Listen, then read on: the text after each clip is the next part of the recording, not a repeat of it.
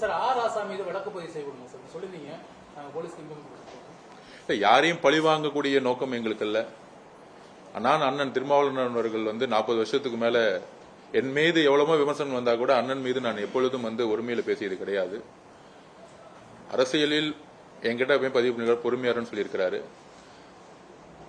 அரசியலில் வேறுபாடுகள் வரலாம், ஆனால் தனிப்பட்ட தாக்குதல் இருக்கக்கூடாதுன்னு நாங்க நினைக்கிறோம்.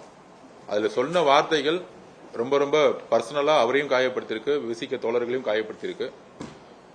அண்ணன் திருமாவளவன் அவர்கள் பதவிக்கோ பணத்திற்கோ ஆசைப்படுவர் கிடையாது. அது ஒரு 40 வருஷ வாழ்க்கையிலிருந்து எல்லாருக்கும் தெரியும். பதவிகள் தேடி வரும் பொழுது இன்றைக்கு கூட அவர் நினைச்சிருந்தா இன்னைக்கு அமைச்சரவையில் பதவி எடுத்திருக்கலாம், ஒரு பை எலெக்ஷன் நின்று இருக்கலாம்.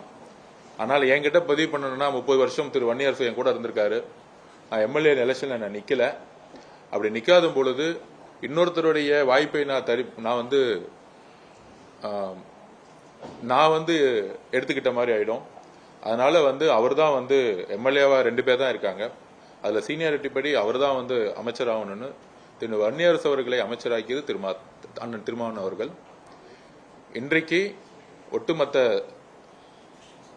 அவருடைய முடிவு ஒட்டுமொத்த கட்சியும் அவருடைய அர்ப்பணிப்பையும் தியாகத்தையும் நினைச்சு பெருமைப்படுது.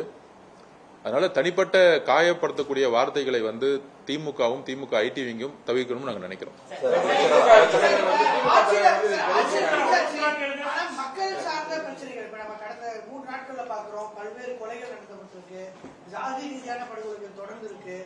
சென்னை மட்டும் இல்லாம பல்வேறு நகரங்களில் இரவு முழுவதும் மின்சாரம் போராட்டங்கள் நடக்குது. மக்கள் சார்ந்த பிரச்சனைகளை அரசு எப்ப கவனம் சொல்லுது? அதாவது எத்தனை நாள் ஆகுன்னு உங்களுக்கே தெரியும். துறை சார்ந்த ஒவ்வொரு ஐஏஎஸ் ஆபீசர்ஸோடைய அப்பாயின்மெண்ட்ஸ் முதலமைச்சர் போக்கஸ் பண்ணிட்டு இருக்காரு. உங்களுக்கு தெரியும், காலையில 9:30 மணிக்கே அவர் வந்துடுறாரு. ஒவ்வொரு டிபார்ட்மெண்டோட ரிவ்யூ மீட்டிங்ஸ் போயிட்டு இருக்கு. 50 வருஷ பணிகளை நம்ம எதை முதல்ல சரி செய்யப்பட முடியும்னா, நான் ஊடகங்கள் முன்பு பதிவு செய்கிறேன். முன்னாடி சிஎம் டேல நீங்க வீடு கட்டணும்னா ஸ்கொயர் ஃபீட்டுக்கு 40 ரூபா 50 ரூபா கலெக்ஷன் பண்ணிட்டு இருந்தாங்க. இதை ஒழிச்சிருக்கோம். நீங்க போய் எங்க வேணா கேட்டு பாருங்க. அப்படி ஒரு குரூப்பே கிடையாது.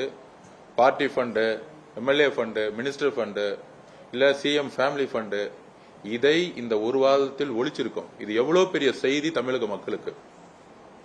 நீங்களே விசாரிங்க. முன்னாடி ரூரல்ல நீங்க ஸ்கொயர் ஃபீட்ல ஒரு ஏக்கர்ல டிடிசிபியில போய் அப்ரூவ் வாங்கினா ஒரு பெரிய டீம் வசூல் பண்ணிட்டு இருப்பாங்க. அதை ஒழித்திருக்கோம். டாஸ்மார்க்ல ஊழலை அமைச்சருக்கான ஃபண்டுங்கிறத ஒழிச்சிருக்கோம். நெடுஞ்சாலைத்துறையில் டோட்டலா எல்லா டெண்டரையும் ரிவிஷன் பண்ணிட்டு இருக்கோம். பிடபிள்யூடியோட எல்லா டெண்டரும் ரிவிஷன்ஸ் பண்ணிட்டு இருக்கோம். 2 முக்கியமான துறைகளில் எப்பயுமே ஊழல் நடக்கும். பிடபிள்யூடி, ஹைவேஸ், டாஸ்மார்க், இந்த மாதிரி முக்கியமான துறை நேர்மையான அதிகாரிகளை போட்டு 5 ஆண்டுகள் செய்த தவறுகளை ஒருத்தர் மேல பழி வாங்காமல் என்னென்ன தவறுகள் செய்து நிகழ்ந்திருக்கிறத நாங்க எடுத்துக்கிட்டு இருக்கோம். இப்ப இன்னையிலிருந்து அமைச்சருக்கான ஃபண்டோ இல்ல அமைச்சர் பேரை சொல்லிக்கிட்டு அவங்களுடைய குடும்ப உறவுகளோ இல்ல யாருமே எந்த இடத்துலயும் ஈடுபடுறது கிடையாது. நீங்களே பார்த்திருப்பீங்க. ஆற்று மணல் ஏத்தி முதலமைச்சருக்கான ஃபண்டுங்கிறது இல்ல. நீங்க பார்த்திருப்பீங்க, கரூர்ல எந்த இடத்துலயுமே ஆற்று மணல் ஏத்துறது இல்ல. மைன்ஸ்ல எங்கெங்கெல்லாம் இல்லீகல் மைன்ஸ் இருக்கோ அதெல்லாம் அந்தந்த கலெக்டர் கிட்ட எடுக்கணும்னு சொல்லியிருக்கோம். சோ தமிழகம் முழுவதும் ஒரு 11-12 டிபார்ட்மெண்ட்ல ஊழல் கடுமையாக இருக்கும். போக்குவரத்து துறையில இருக்கும். நீங்க போய் ஒரு லைசன்ஸ் கேட்டீங்கன்னா காசு இருக்கும். இன்னைக்கு காலைல ஒருத்தர் வந்தாரு, சார் லைசன்ஸ் வாங்குற இடத்துல எல்லாம் பாத்தீங்கன்னா இன்னைக்கு காசு கேட்கறது இல்லங்கிறாங்க. ஏன்னா அமைச்சருக்கு ஒரு ஃபண்டு போகும்போது அதிகாரிகள் கேட்பாங்க. அந்த மாதிரி ஒரு ஷேர் முன்னாடி ஒரு குடும்பத்துக்கு 15%, 11% மினிஸ்டர், அதிகாரிகள் 7% இப்படின்னு சொன்னக்கூடிய ஒரு 35-36% கான்செப்டை இன்றைக்கு இந்த ஒரு 10 நாள் நாங்க தூக்கி எறிஞ்சிருக்கோம். இது ஒரு மிகப்பெரிய மாற்றம். தமிழ்நாட்டுடைய நிர்வாக ரீதியான ஒரு மிகப்பெரிய மாற்றம். அதற்கு முதலமைச்சர் அவர் சொன்ன மாதிரியே ஒரு கிளீன் கவர்மெண்டை, அது எவ்வளவு பெரிய சாதாரண விஷயம் இல்ல. ஒரு 50 வருஷமா ஒரே சிஸ்டத்துல முன்னாடி போன ஆட்சியில இருந்தவங்க அதிமுக இருக்கும்போது 10% இருந்தது. அதிமுக வந்தவொடனே 12% தான் மாத்தினாங்க. எதுவுமே மாத்தல. இன்னைக்கு 0% முதலமைச்சர் குடும்பத்துக்கு எதுவுமே இல்ல.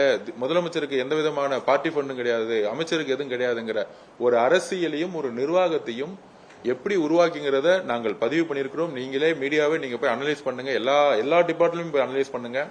அதனால இந்த ஒரு பெரிய விஷயத்தை 50 வருஷங்களாக எந்த விதமான அரசியலும் உருவாக்கல. அதில் நாங்கள் ஒரு ஒரு நிமிர்ந்த பார்வையுடன் சொல்லுகிறோம். இதை 50 வருஷத்துல உருவாக்க முடியாத மாண்புமிகு தலைவர் எங்களுடைய முதலமைச்சர் அவர்கள் இதை உருவாக்கி இருக்காங்க. பிளே ஸ்டோர் மற்றும் ஆப் ஸ்டோரில் இருந்து பாலிமர் செயலியை QR கோடு மூலம் பதிவிறக்கம் செய்யுங்கள். செய்திகளை உடனுக்குடன் பெறுங்கள்.